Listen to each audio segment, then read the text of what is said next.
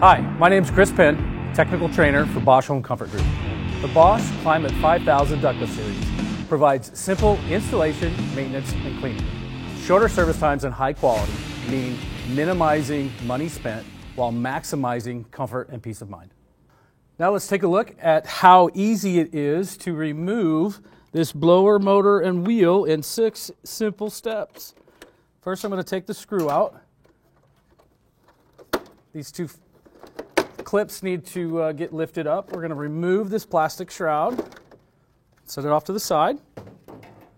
Once we do that, now we're able to get access to our electrical board, where we will need to disconnect the indoor blower motor as well as the stepper motor harness. Once those items are removed, we're going to remove the condensate drain. We're going to flip the 2 bottom clips down, separate the pan, and the whole motor, wheel, and harness drops down just like that. To learn more about the Bosch Climate 5000 ductless series, please visit us at bosch-homecomfort.us.